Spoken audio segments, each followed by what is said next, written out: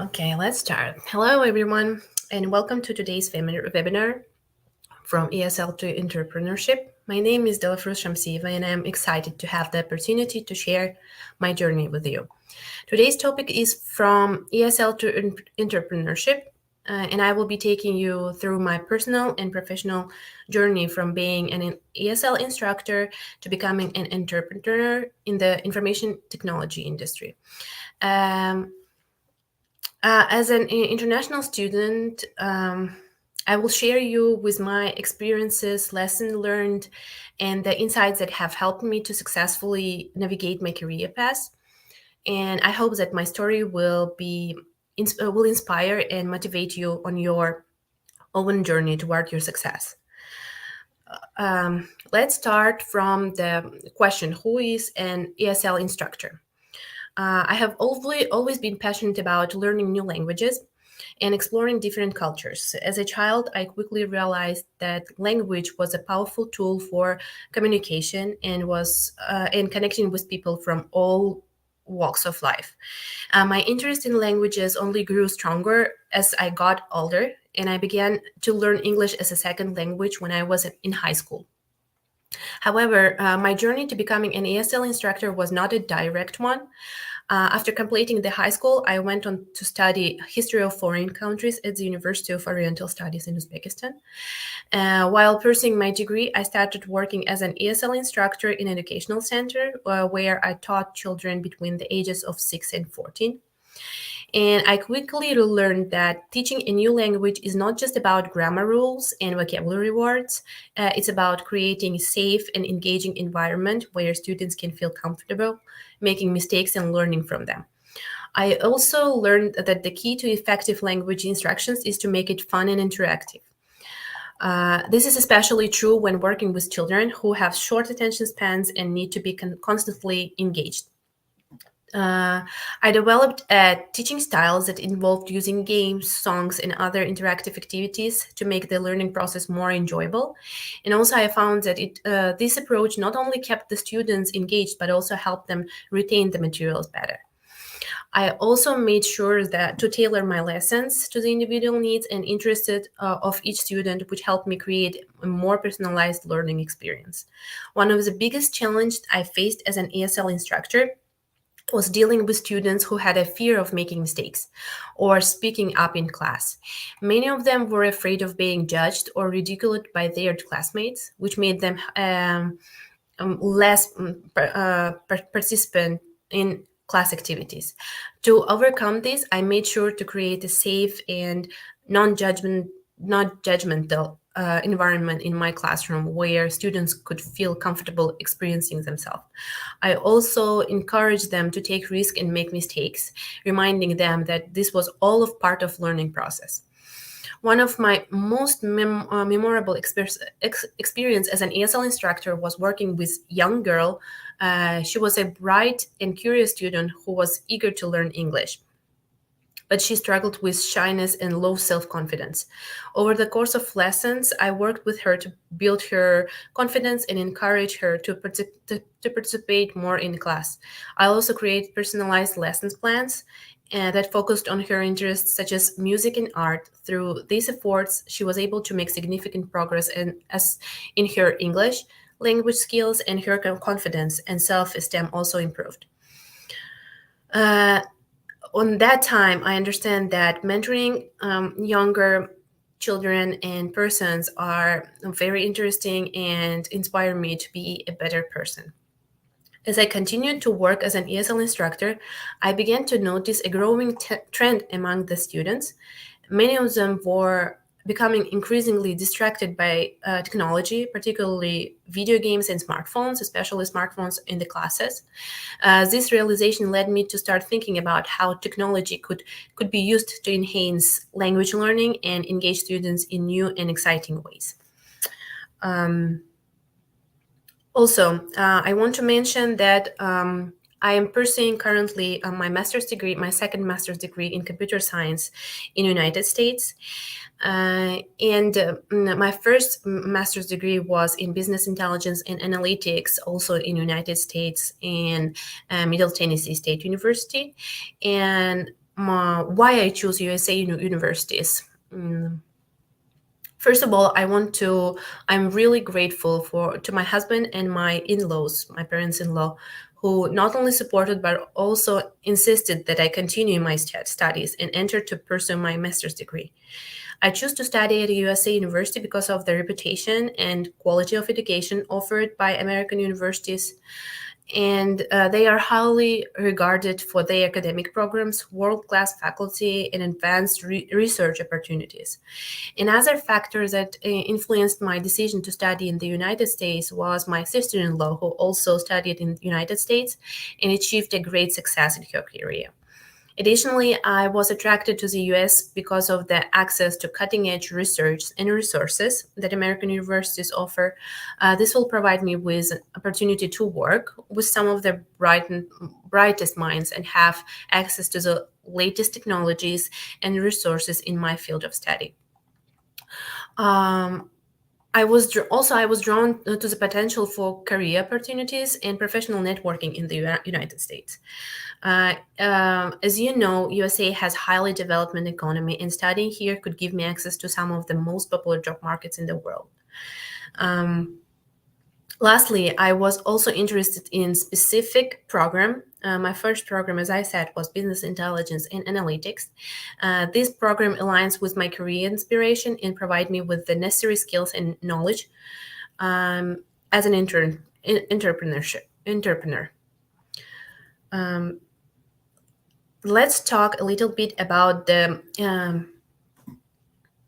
tests and all documentations that I have to submit to enter to master's degree.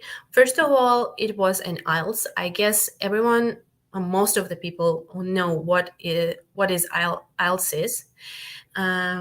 During the year after completing my bachelor's degree, I was preparing for the IELTS and GMAT exams. IELTS is international student.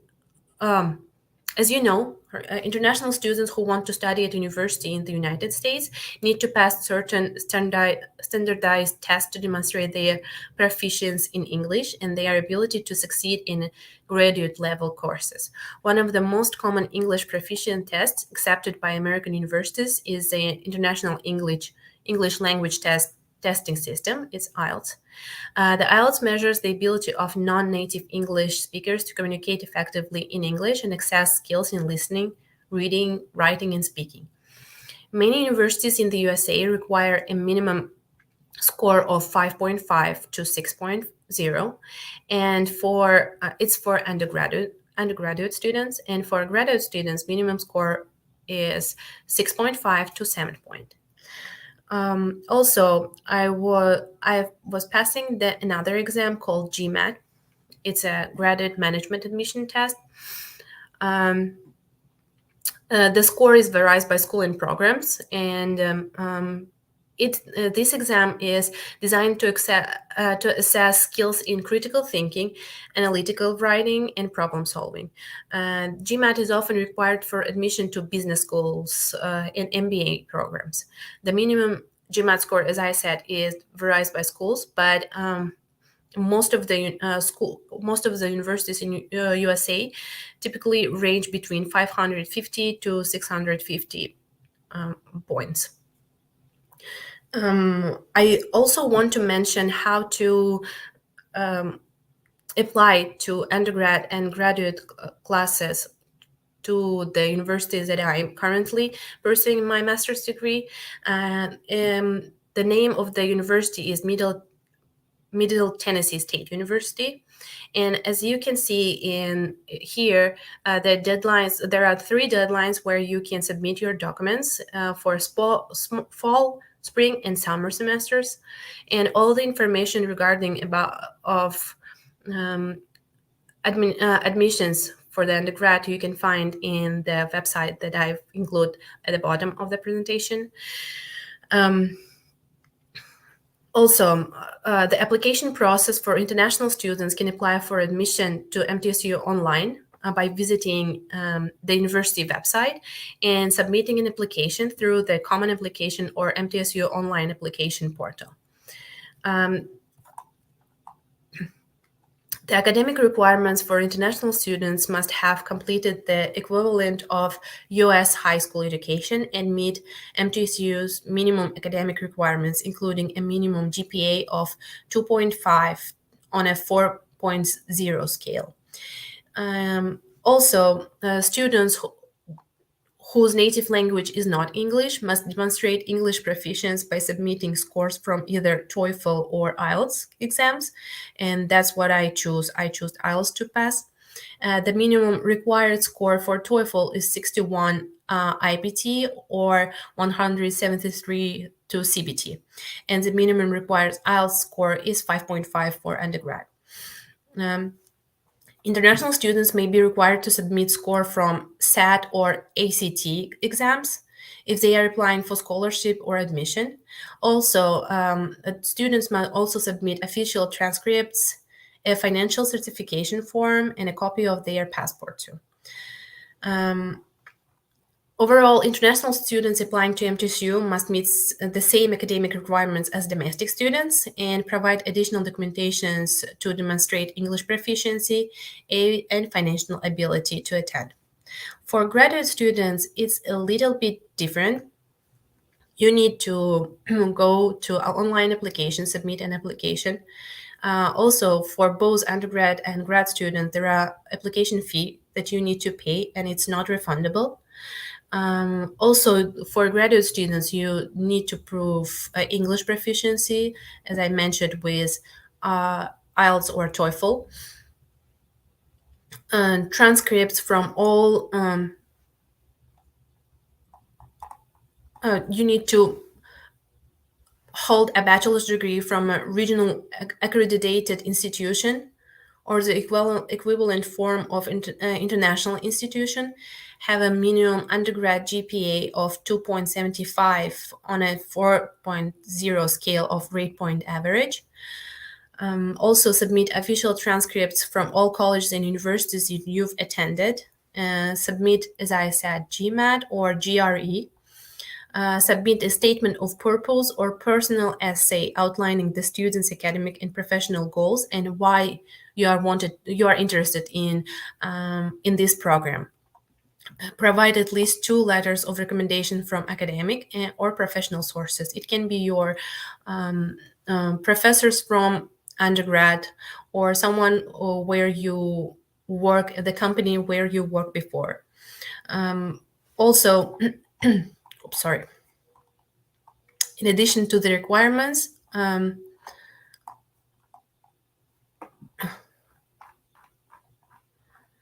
the application deadline, as I said, for graduate programs too varies by program. So it's important to look to the website and make sure that what term are you choosing?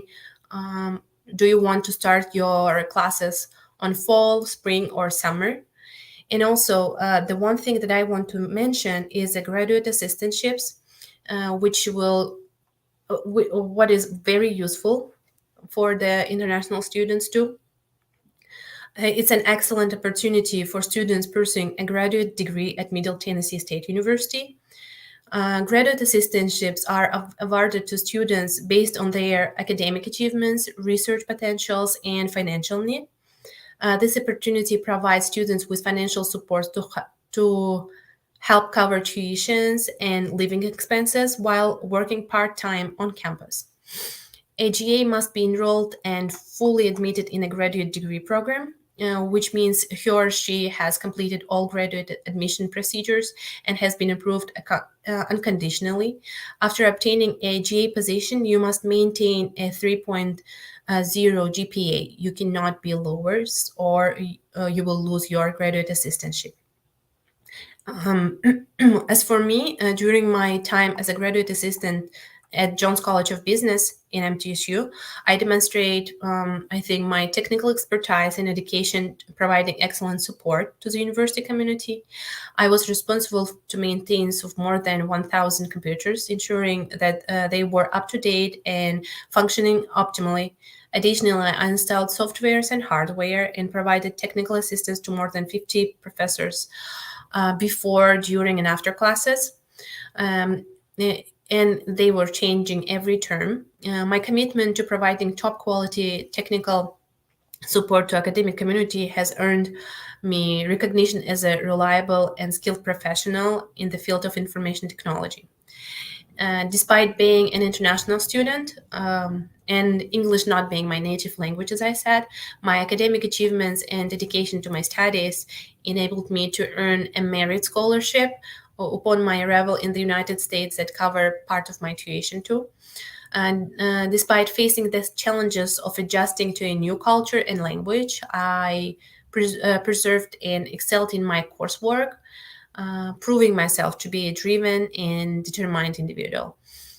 This scholarship not only provides financial support, but also reinforced my confidence and motivation to continue striving for excellence in my academic and professional pursuit.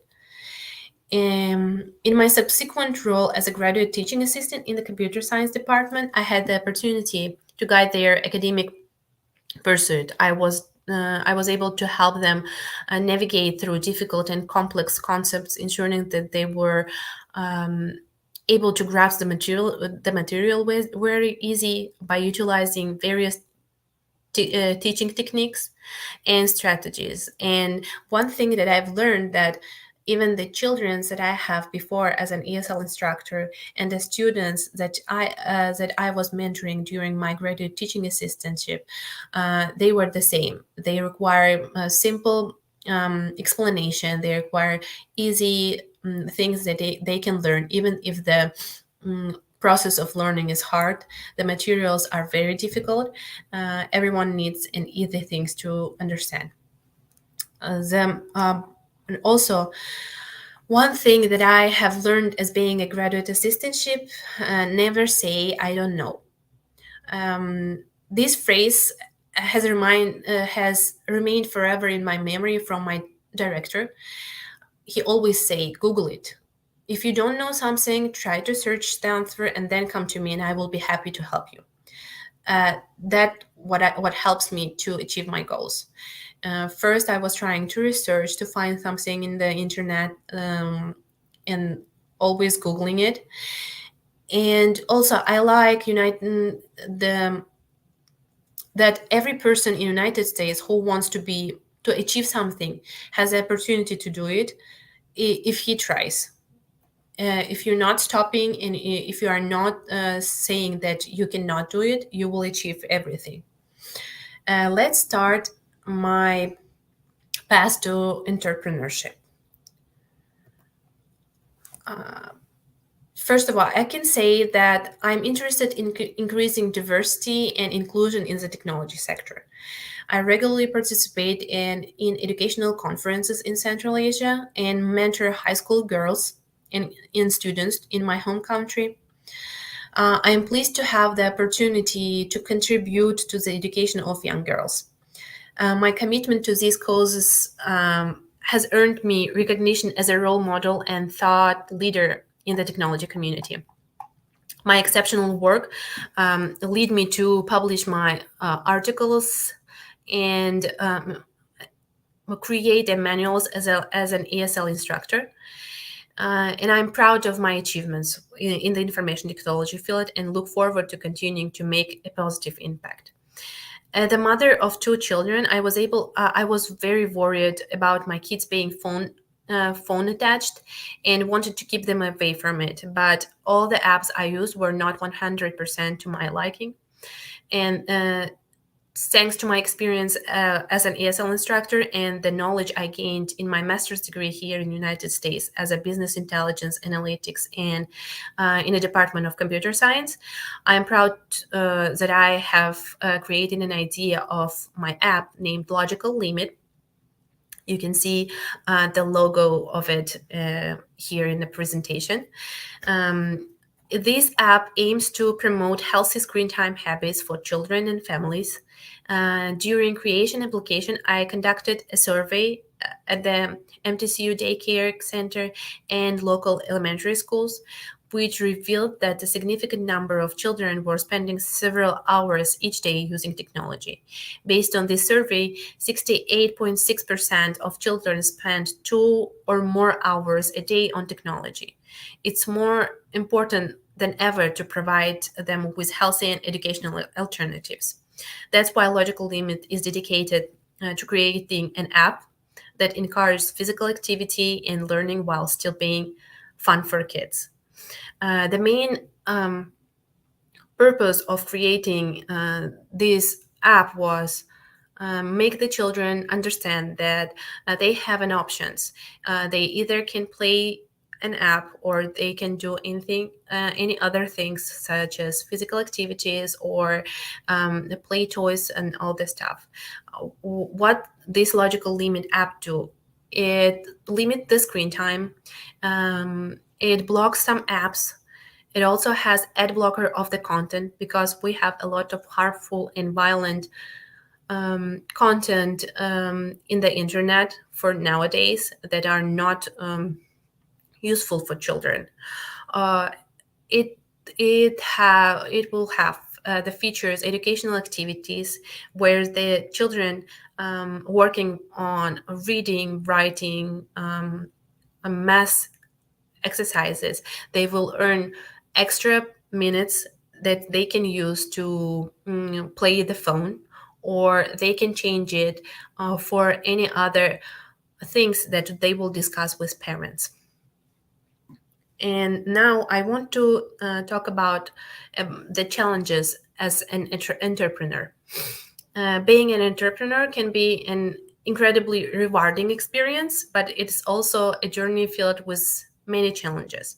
The challenge of chasing your goals can be one of the most difficult aspects of entrepreneurship.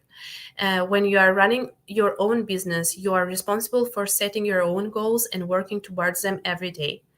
It can be easy to get discouraged when progress is slow or when obstacles arise. One way to overcome this challenge is to break your goals down into smaller, more manageable tasks and celebrate your progress along the way. By focusing on the small wins, you can stay motivated and keep moving towards your larger goals. The second challenge was time management. That entrepreneurs face when you are responsible for every aspect of your business, from marketing to finance operations. It can be difficult to find for everything time to find time for everything.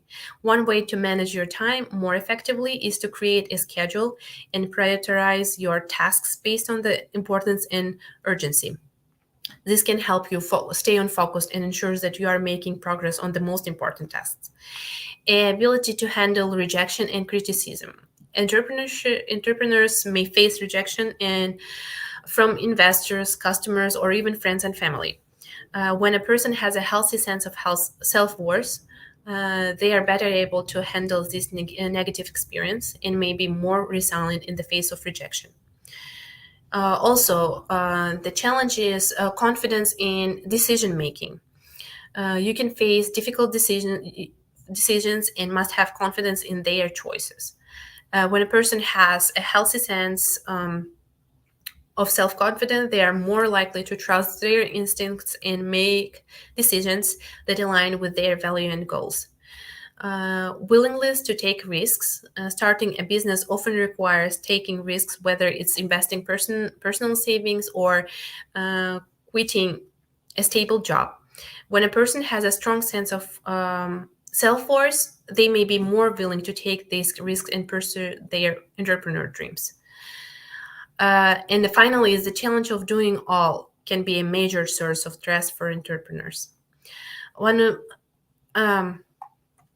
For me, one of the biggest challenges that I have faced as an entrepreneur was a lack of representation and support. Despite the fact that there are more and more women starting their own businesses every day, there is still a significant gap when it comes to funding, resources, and opportunities. In my own experience, I have often found it difficult to secure the same level of funding or support and even when our businesses are comparable with a different one. This has made it challenging to scale my business and to take advantage of certain opportunities that could help me grow and succeed. Another challenge that I have faced is the pressure to balance work and family responsibilities. As a woman, I have often felt like I need to prove that I am capable of both running successful business and being a good mother, partner, and friend. This can be a difficult balancing act, and it has required a lot of time management, prioritization, and sacrifice. Despite these challenges, I remain commitment to my business and to making a positive impact in the world.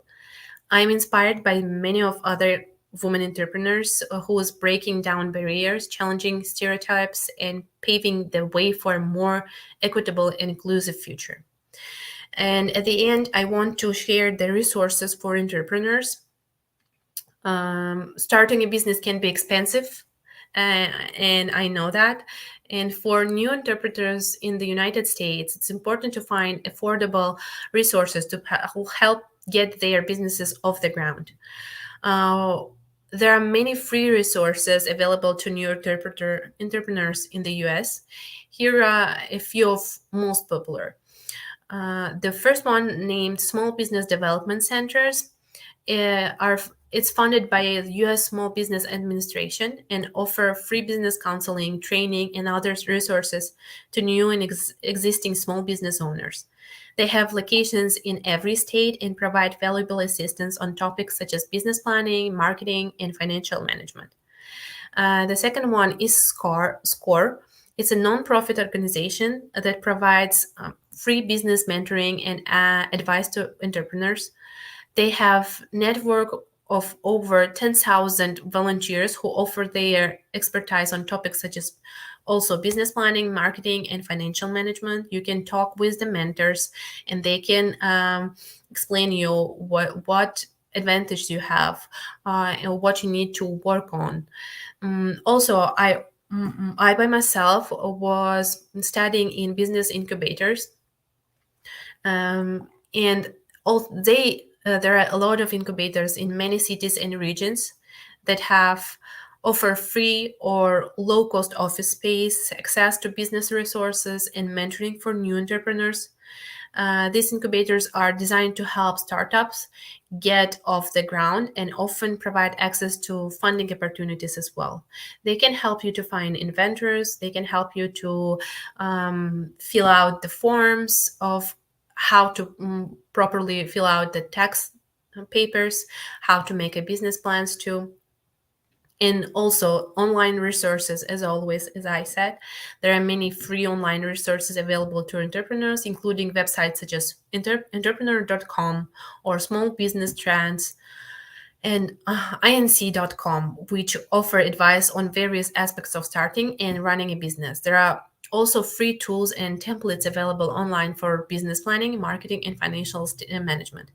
And one thing that I want to mention, and I'm always saying it to everyone, don't afraid to knock the door, I can say. Don't afraid to email, to follow up. Sometimes people are busy, always busy, and they can forget that they've read an email about your entrepreneurship or your the things that you wrote them by email. And don't be shy. Always try to speak with persons. Try to make more networking. Go to some free events that they have an entrepreneurs for entrepreneurs, and all of it you can find online. Just googling will help you to achieve your goals. At the end, I just want to say thank you for your help, and thank you for your attention of this webinar. Hope I give you some useful information. And if you have any questions, just let me know, and I will be happy to answer it. Thank you.